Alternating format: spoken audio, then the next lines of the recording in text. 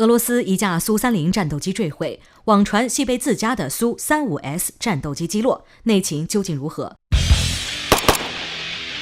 据环球时报9月23号援引俄塔社报道，俄罗斯西部军区新闻服务部门表示，近日一架苏30 SM 战斗机在特维尔州进行例行飞行训练时坠毁，但是机组人员成功弹射，无伤亡且没有造成地面破坏。虽然这件事俄罗斯方面并没有给出解释，但是网络上却有一些未经证实的说法，说是坠毁的苏30 SM 战斗机是被一架苏 35S 战斗机误击落的，并表示这是因为工作人员疏忽，没有取下苏 35S 战斗机机炮中的弹药。这个消息虽然未经证实，但是听着也有理有据，还是挺多人相信的。不过这个消息的口吻就像是内部人士传出来了，这其中内情也就可想而知了。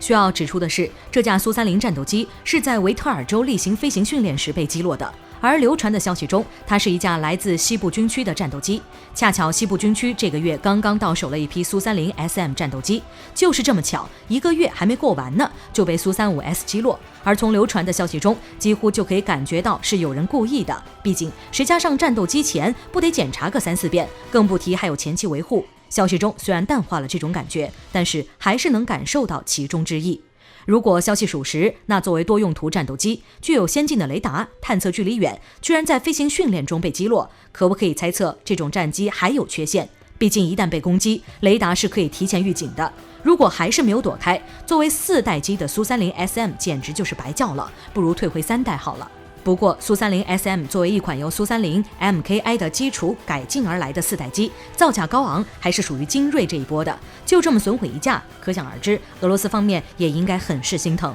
然而社交媒体上流传的消息一旦是真的，那可能要在心痛上再加一层恼火了，毕竟自己内部出现差错，白白损失一架战斗机，还闹得人尽皆知，可不就得肝火上升。值得一提的是，就是不知道明明就在自家上空，竟然还能被攻击的苏30 SM 战斗机是个什么心情了。说起来，苏 35S 虽然不是5代机，但是它的战斗力比之5代机并不逊色多少，并且在空中机动性很强，还很稳定。俄罗斯人对其非常喜爱，俄罗斯的军部更是自己大量采购过苏 35S 战斗机。但是就不知道消息中的这架苏 35S 战斗机是属于俄罗斯的哪一个军区的呢？最后必须要说，家丑不可外扬，就算这则消息被证实是真的，俄罗斯官方也不会对此表示过多，除非这背后又有其他势力在插手，那可就说不准了。不过俄罗斯最后也许就轻描淡写地表示，这纯属诬陷，坠机主要是飞行员操作不当或者机器出现故障等等。不管事情真实与否，都不耽误吃瓜群众的热情呀。